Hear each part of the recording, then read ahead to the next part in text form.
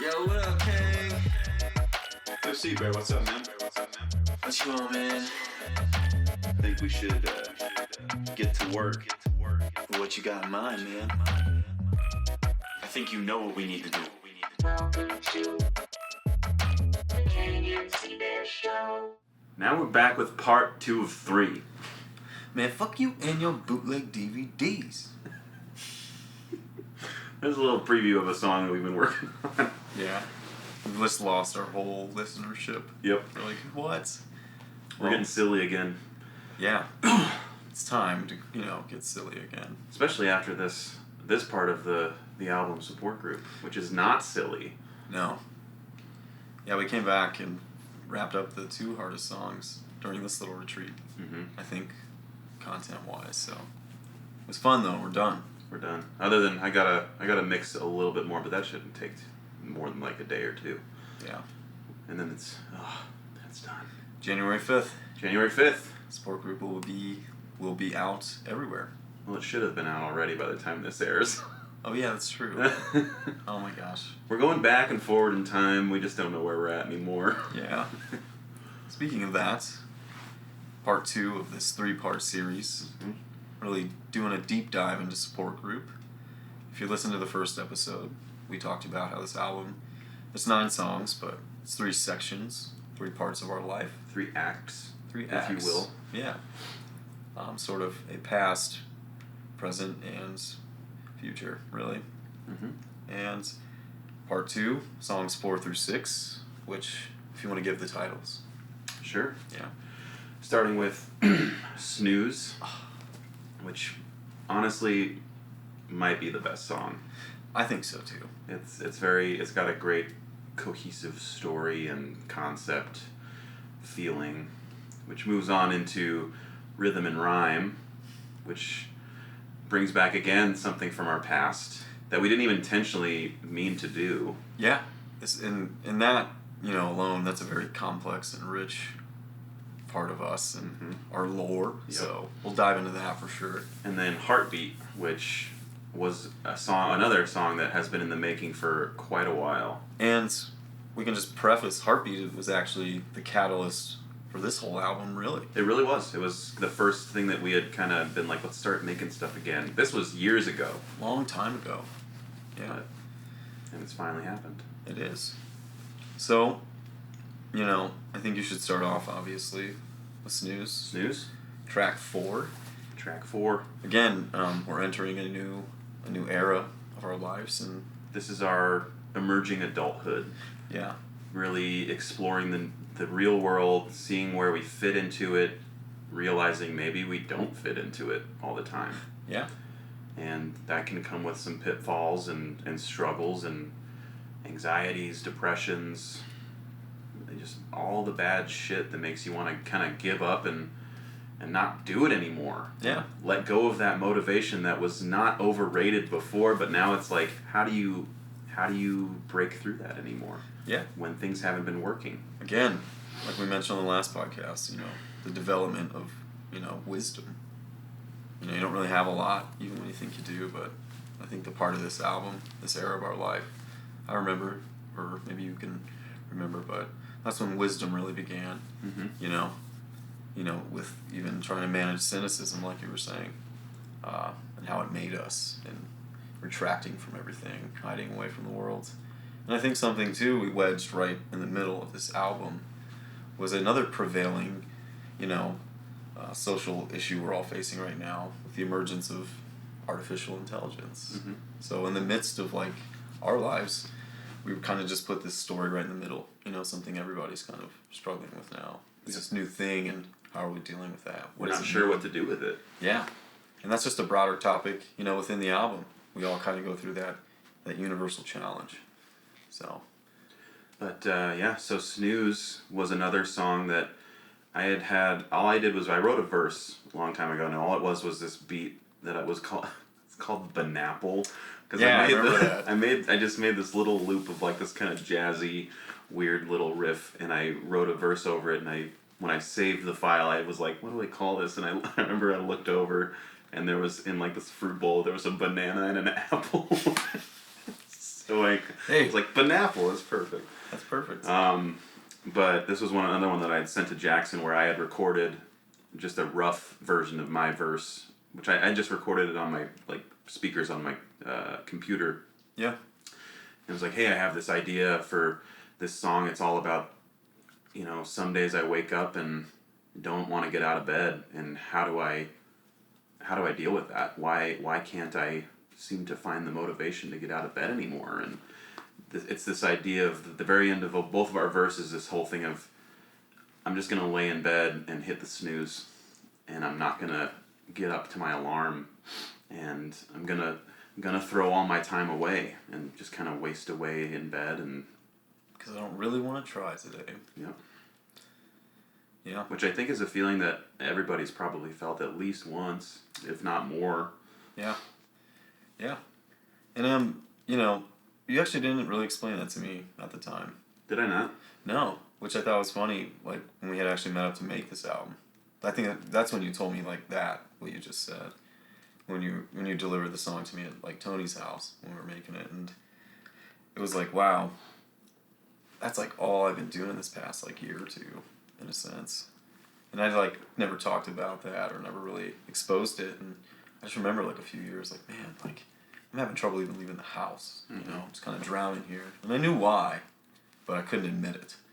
But at the same time, I'm the kind of person that like believes in being honest and like tries to be upfront. So there's like part of my life it was very irresponsible, let's say.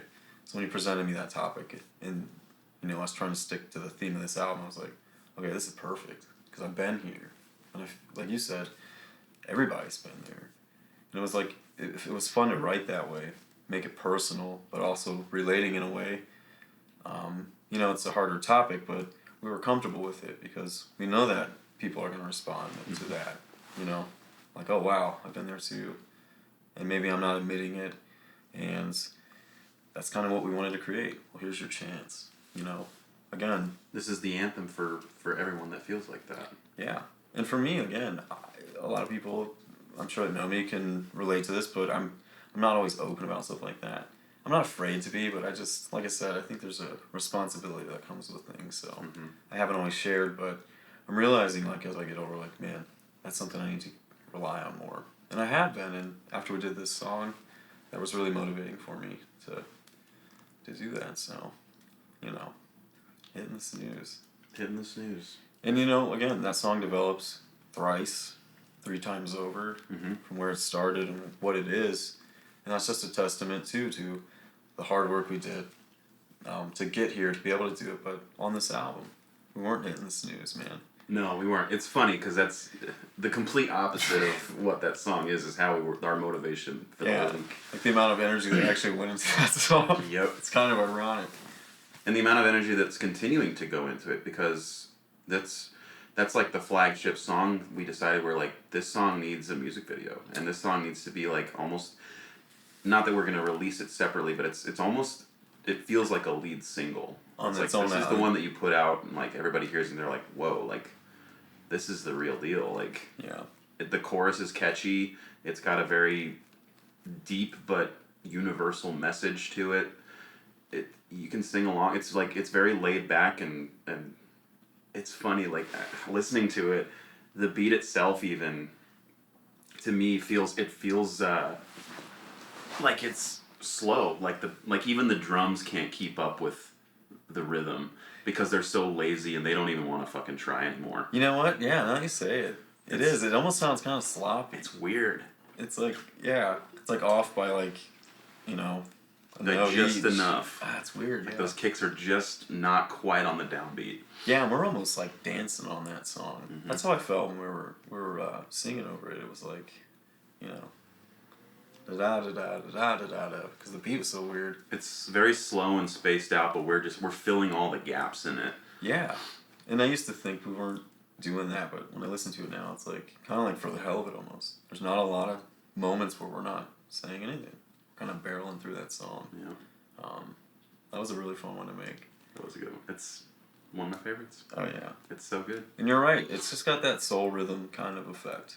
Like everyone knows this, but you hear a song and you're like, oh my god. Mm-hmm. Like, it's like this. You can feel it within you everywhere. Yeah, your heart explodes and like even me, not to be cheesy, but like when you showed me that beat when I first heard it, like I felt that. I was like, ooh, I was kind of sucked into this moment or this world that didn't seem like mine, and I like that. I like that. I kind of like that. Yeah, but not to belabor snooze, It's simple. That's it. There's really not much more to say about it. It is what it is, and hopefully it resonates the way that I feel like it will. Yeah, I'm hoping like you wake up on a Saturday and you hit the snooze and you're like, I'm just gonna listen to this. Yeah, and that's how you wake up, Yeah. Yeah. Well, moving on to rhythm and rhyme. As we said before, it's complex and rich. It's kind of like a bowl of ramen, Yeah. This one It's goes thick, back stinky broth. far. The stinky broth. Yeah, good stinky broth. That thick pork in there. Love a little thick pork and egg. Yeah. Yeah. Anyways, so rhythm and rhyme sort of developed out of a song we had done, right, a long time ago. Puny Human. Puny Humans. It was off our second album, kind of. Yeah. Yeah. Call it a mixtape. Mixtape. And we were just, fucking around and said, well, let's make a song where we're both robots. And we did the voices, the beat was really punchy and it was hilarious. It's so funny. Yeah. And we said at the time, like, cool, we'll always have this kind of characters that we do. And when we got together to do this album, obviously, we talked a lot about, everything. And then even AI came up. We did a whole podcast kind of discussing our, feelings about it. Even though it's in a nascent place, it's still kind of intimidating. And that's where rhythm and rhyme kind of stemmed. That night we had kind of broken off, and we just decided, let's use ChatGPT to write the song, right? Because we were kind of stuck in like, oh, what else can we do to fill this out? And there was that one beat that we really wanted to do something with. Well, you showed me. You had made a long time ago, right? And it was one that I had in my back pocket for a while where I was like, I have no idea what the fuck to do with this thing. And again, when I heard that, I mean, we were so like, I was like, whoa, what the fuck is this? I was like blown away. I was like, we absolutely should use this, And then you ended up doing, all the ChatGPT work on that. You sat up there. I was downstairs playing the drums. That was a long day. You're like, I'm just gonna fuck around with this. And I was like, cool. What I did was I typed in the prompt of, write me a short story about two robots who come back from the future to change the rap game, to revolutionize music, and who eventually become too powerful and uncontrollable. And it spat out this like 3 or 4 paragraph story, and then I was like, okay, now convert this into... It was a 40-line... Something like that, rap. like 40 bars or something, rap song, and then it gave me that, and then I did, okay, make this better vocabulary and like tighter like syllabic rhyme structures. Yeah. And then we did do a little bit of editing on to make it flow a little better, and For sure. because that was the thing, is it gave this really crazy lyrics. It's incredible. But yeah, we had talked about it on another podcast. There was the human side of it where obviously I don't think ChatGPT knows rhythm. Yeah. And that's where we came in and just kind of edited and chopped some stuff down and changed a couple words here and there to make it fit better.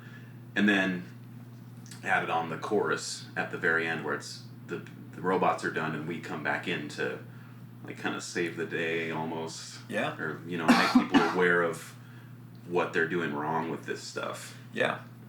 And that idea itself, AI becoming too powerful, taking over, and us, lending ourselves to it.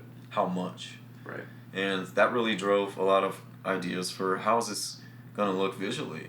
Because we really focused on that. Well, we do now. I mean, we always used to, but now we can actually produce things. So it's like, man, the video, could be another testament to this narrative, And we came up with even more ideas for rhythm and rhyme because of that. It's kind of been snowballing still. And now, we've decided, well, let's make our own history of them. Or their own history. They have their own lore and backstories. Yeah.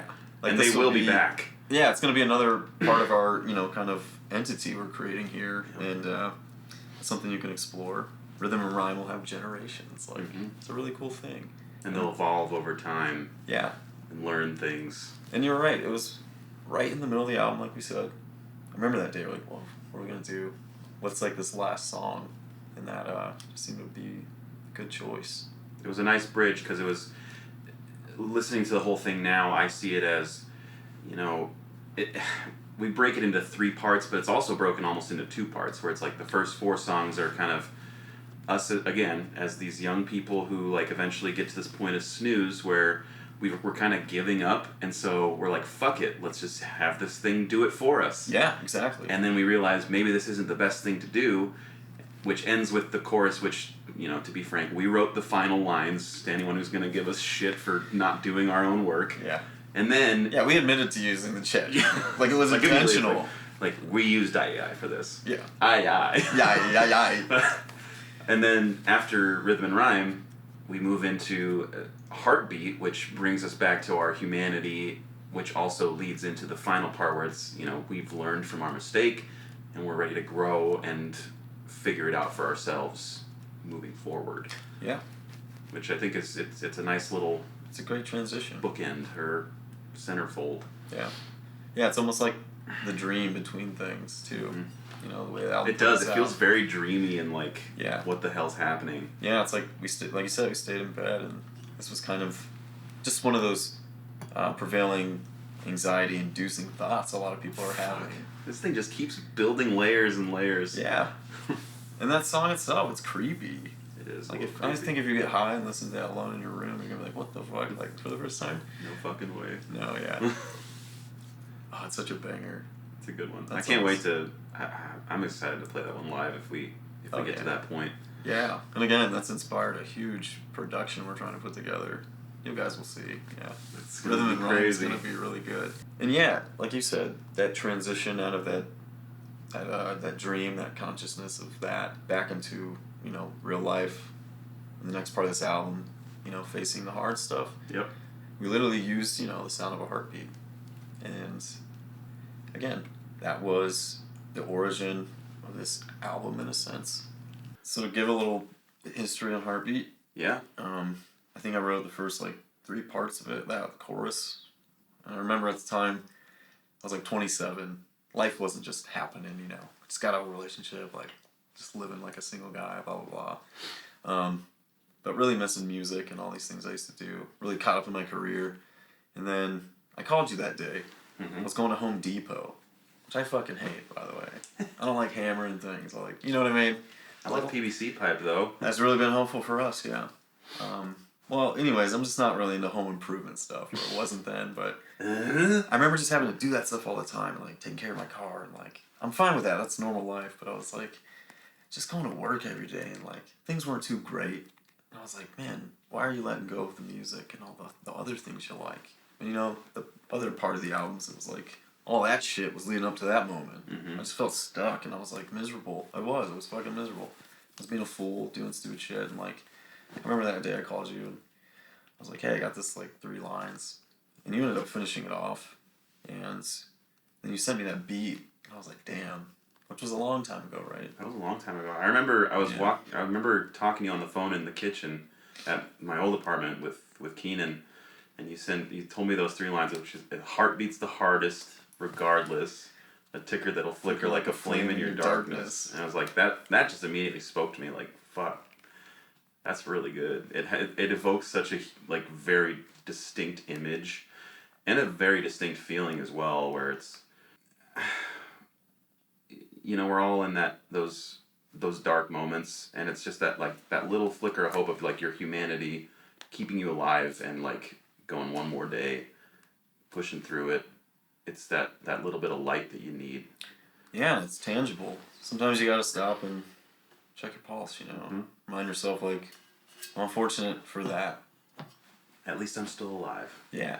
And that even leading into a more, if you take that route, like a journey to like kind of heal yourself, let's say, from all your traumas or these things, like, that's one of those things you gotta do. You just remind yourself to breathe and to feel your heartbeat and remember, like, that's what's important. This is what I gotta focus on. And you spent... Tell yourself. Yeah, just tell yourself, the heartbeat's the hardest. And everyone, you know, I know so many people, myself, like, spent so many years, like, you don't even know you're breathing. You just stop. And you're like aghast almost. You're like, wow, I haven't been like paying attention to my body, Right. you know, my heartbeat and my own rhythm for so long. I'm just kind of like, ugh. You know, I'm hardening up, and that's not good, obviously, right? Mm-hmm. And everyone has their own reasons why, but for you and I, it was not doing this. And I know like that can sound kind of like babyish, like, oh, you couldn't make music, but like people understand, it's really hard. It's tough. It's Yeah. which that's how we kind of finished off that chorus where it's like the heartbeat's the hardest, but it's just a bit harder for an artist where it's like it's more than just being alive. Like we as creators have to create things. Yeah. And when we don't, it hurts. It fucking hurts bad. You feel like a piece of shit. You're lazy and you hate yourself and you have all these thoughts in your head that have no way of getting out the way that you can express them really. And that's just it. Like self-expression. Yeah. Things are fighting to get out. And you know, again, the first half of the album, when you're in that world, it's crazy. Mm-hmm. Yeah. And that's really what Heartbeat's about. And again, it was like we were starting over, you know, song 6, right? After the digital dream. Right. It's got this whole thing where it's like, are we dissipating into digital? And then it's like this big, which was like, dope by the staticky like build up, and then it just cuts, and then all of a sudden it's this. Oh. Yeah. And again, for the listener, like, that's fucking cool. Mm-hmm. It just feels good. You know, again, listen to this whole album all the way through. Just press play, and you'll get that. But again, since, you know, like I said, we're conceptually kind of starting over, approaching life differently, heading towards that side of it, we kind of like went back to more of an infancy. We got really poetic on this one. Because you and I always wrote, you know, poetry in high school. We just always wrote. And then it became, you know, music, and then the rap stuff, and metaphorical oracle stuff. How do we culminate all that now into this new direction? This new direction? Yeah. New direction? Yeah. Anyways. But no, we got really poetic on this one. We did. And it was fun. I really liked what you wrote. It's beautiful. And I got a chance to... And again, we were both like, shit, now we're going to be really honest from now on. Mm-hmm. Now the truth's coming out. And this one's cool too, whereas the song that precedes it with the robots is very sample based. There's a lot of weird like synth sounds and this like trashy drum set. Yeah. And then this one comes in, and for like the first half of the song, first off, there's really no drums. The heartbeat is the kick drum. Yeah. And then for your verse, there's like that little snare that comes in, but like all it is like it's an acoustic guitar. These little like maybe a couple little like bass tracks in there. Yeah. In the chorus, a few little frilly, fluttery things. It's one that could be played organically with a full band. Yeah, which is cool and more human. Yeah, it's really stripped down, and actually, it wasn't. You know, you changed all that. It changed. Yeah. This is another thing that sucks with us is that we make all these songs and somehow the lyrics will just infiltrate every moment of our lives. Yeah, and other people's too. I think even being here this week, we wrote that new single. We kind of we've been bugging kind of with that one. My wife wants to divorce me now. My wife is telling she wants to divorce me. Yeah, we got in trouble in our minds with that one. Yeah, she is not happy right now. But yeah, what were we saying? This song really emphasizes humanity and the basic human drive to create. Yeah. And again, going into what we kind of said earlier, like ownership. Mm-hmm. Even in my part, it's like, you know, now I think more for others than myself, less, blah, blah, blah. Like, it's just really like, I always pictured us in this music video, even just like jogging down the street, like trying to get healthier, right? A lot of us do that. We'll get sobered up. We'll fucking start exercising. And it's just like you have these conversations with yourself. Mm-hmm. And, you know, you tend to just naturally kind of blame things in your life. But at some point, you just get it. You're like, you know what?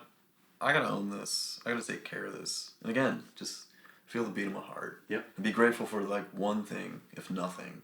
Because we're not going to be those people ever. We're all going to fail at that. We're all going to be ungrateful at times. And we're all going to be pissy or just... not bad people, but you know what I mean. do irresponsible things. Yeah. Yeah. But that's okay. Just calm down and get through it. Just tell yourself a heart beats the hardest. Yeah. I love this one, man. It's great. It really is. And another one where it just went through so many iterations of... It came out way different than I ever expected that it would. Oh, it's in such a great way. It's beautiful. It really is. It makes me want to cry. Yeah. No, when I hear it, sometimes I'm like, damn. Yeah, I got to say something really cool. Like I never thought I'd say, but I've chosen to ignore that nonsense. I'm the only one who can guide my conscience. My flame is burning, but I feel I've lost it. A candle in the wind, or some Elton John sense. I might have been the first person on earth to rhyme nonsense with Elton John sense. I'm gonna own that one. Yeah, that's a good one. I'm just kidding. That's a t-shirt right there. Yeah. Oh gosh. Fuck your Elton John sense. But even that, like, I said, you know, I've kind of chosen to ignore, you know, some type of religious guidance, but I'd rather rely on the words of Elton John's music.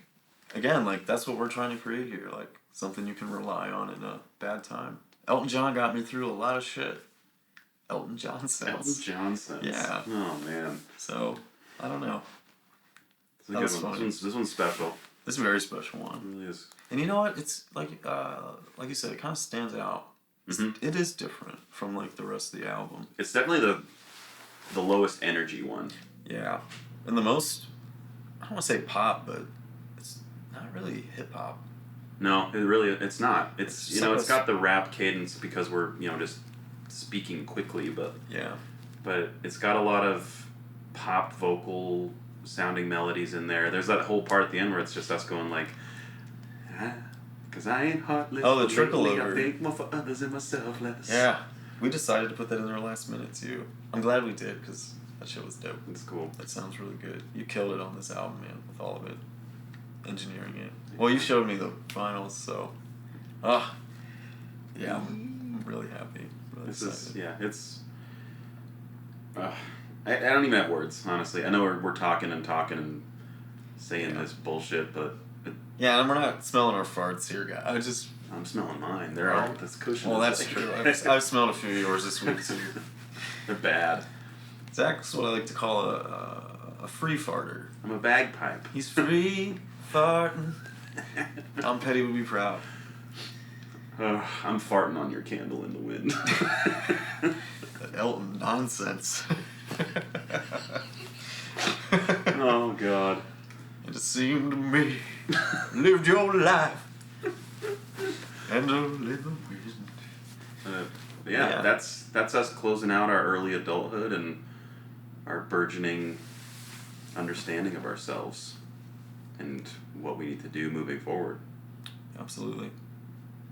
Leading into Part 3, which we will tackle on another episode. Can you believe we made it this far? I can't either. It's crazy. That's some Elton John sense. Some Elton fucking John sense. All right.